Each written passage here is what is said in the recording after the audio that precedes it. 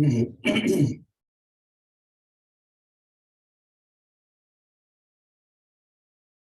Today we're going to talk about, well, first, welcome back to the 21 Boom Guided Meditation.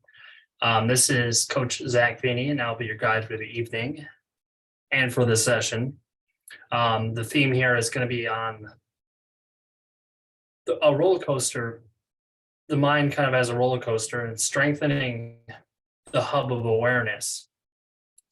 So here's what modern clinical research, 2,500 years of contemplative practice, recent neuroscience investigations, and my own experience all suggest. Mindfulness is a form of mental activity that trains the mind to become aware of awareness itself and to pay attention to one's own intention. As researchers have defined it, mindfulness requires paying attention to the present moment from a stance that is non judgmental and non reactive. It teaches self observation. Practitioners are able to describe with words the internal seascape of the mind. At the heart of this process, I believe, is a form of internal tuning in to oneself that enables people to become their own best friend. And just as our attunement to our children promotes a healthy, secure attachment, tuning into the self also promotes a foundation for resilience and flexibility. With regular exercise, a good diet, and sleep, we can set the foundation for promoting neuroplasticity. We can make a verbal agreement that we would follow this quote unquote prescription for health. It's amazing how often these basics of brain health are ignored. Exercise is an underrated treatment. And now we know that aerobics not only release the endorphins that can combat a down mood, but also promotes the growth of the brain.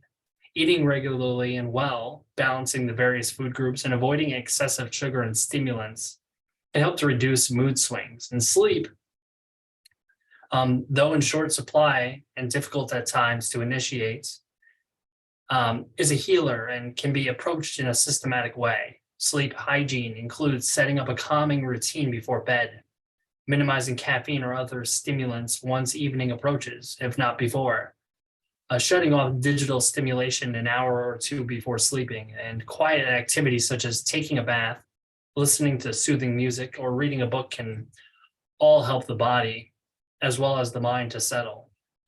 With these brain hygiene basics in our contract, we could move into our specific efforts to promote integration. With practice, a mindful state becomes a mindful trait. So let yourself get settled. It's good to sit with your back straight if you can, feet planted flat on the floor, legs uncrossed.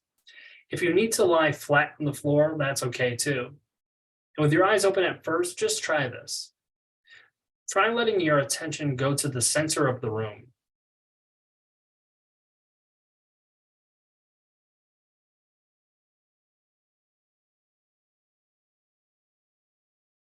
And now just notice your attention as you let it go to the far wall.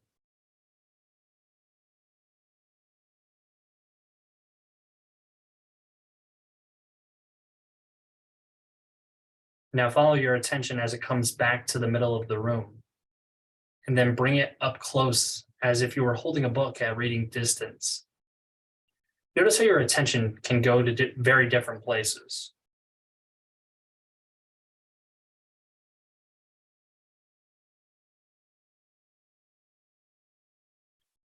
Now let your awareness go inward. You can let your eyes close at this point.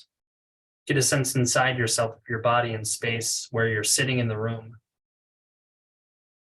And now let yourself just become aware of the sounds around you. That sense of sound can fill your awareness.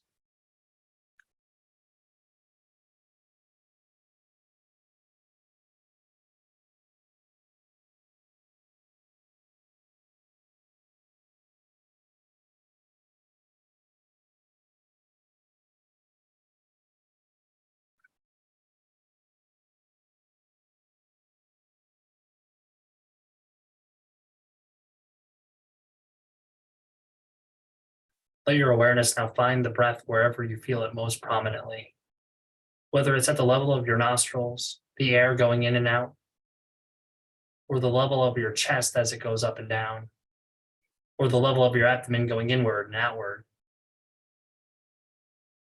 Perhaps you'll even just notice your whole body breathing wherever it comes naturally. Just let your awareness ride the wave of your in breath and then your out breath.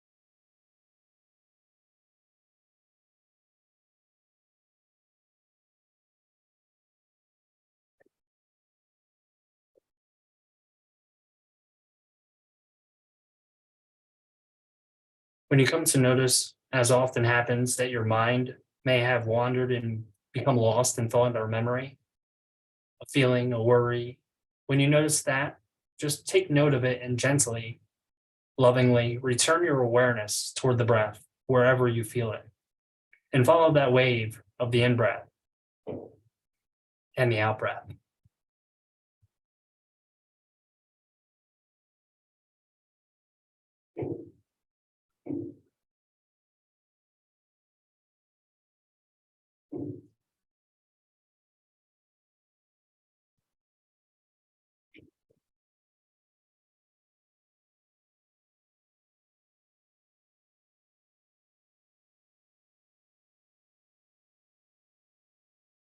As you follow your breath, I'm going to tell you an ancient story that's been passed through the generations.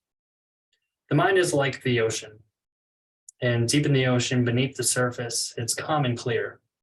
And no matter what the surface conditions are like, whether it's smooth or choppy or even a full strength gale up there, deep in the ocean it's tranquil and serene. From the depth of the ocean, you can look toward the surface and simply notice the activity there. Just as from the depth of the mind, you can look upward toward the waves, the brain waves at the surface of your mind, all the activity of mind, the thoughts, feelings, sensations, and memories. Enjoy this opportunity to just observe those activities at the surface of your mind.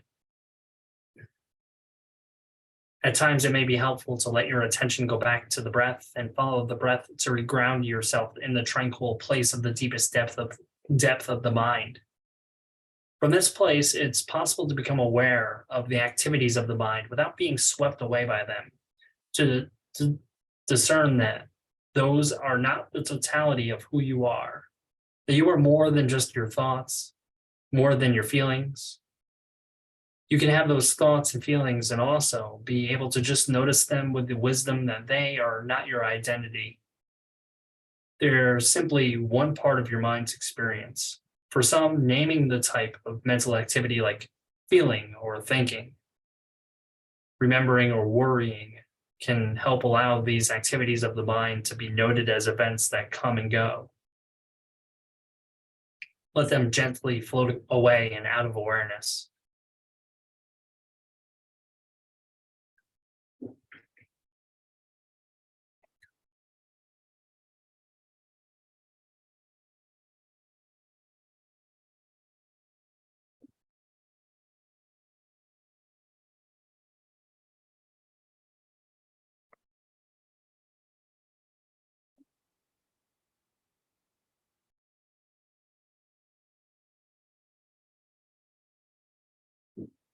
I'll share one more image with you during this inward time.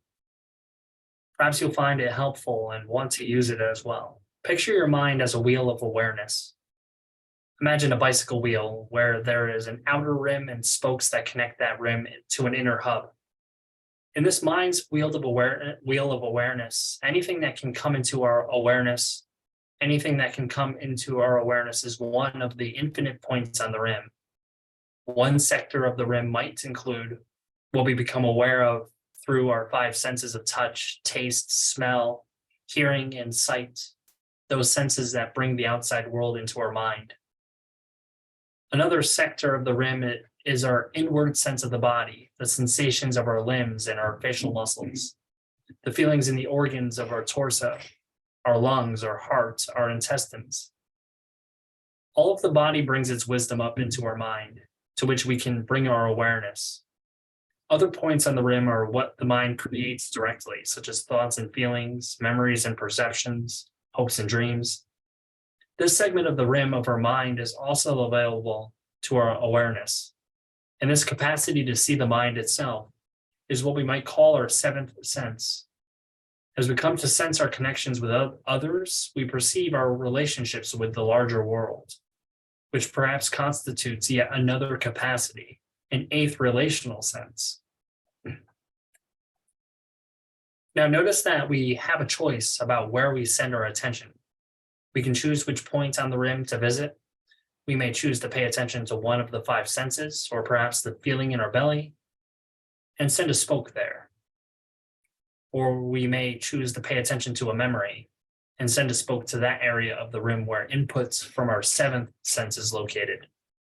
All of these spokes emanate from the depth of our mind, which is the hub of the wheel of awareness. And as we focus on the breath, we will find that the hub grows more spacious. As the hub expands, we develop the capacity to be receptive to whatever arises from the rim.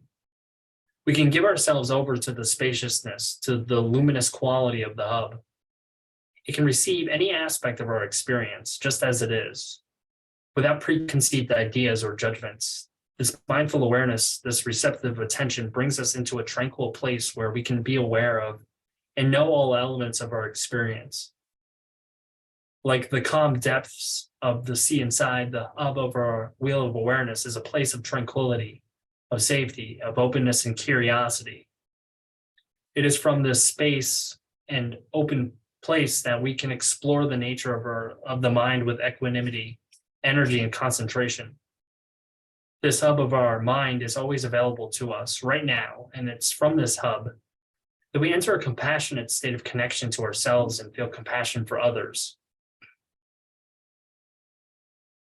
Let's focus on our breath for a few more moments together, opening the spacious hub of our minds to the beauty and wonder of what is.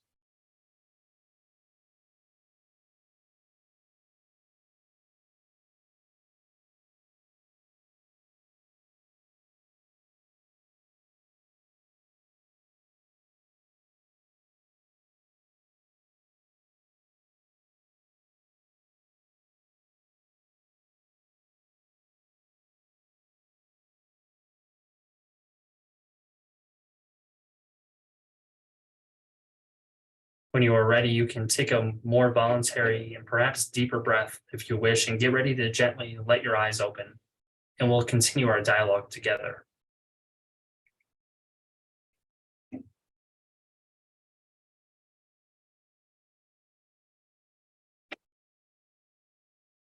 How was that? Some people have a tough time diving in. Others feel at ease with the experience. If the breath doesn't work for you after a few sessions, you may want to find another form of mindful focus. The renowned psychologist William James once said, "The faculty of voluntarily bringing back a wandering attention over and over again is the very root of judgment, character, and will." An education which should improve this faculty would be the education par excellence.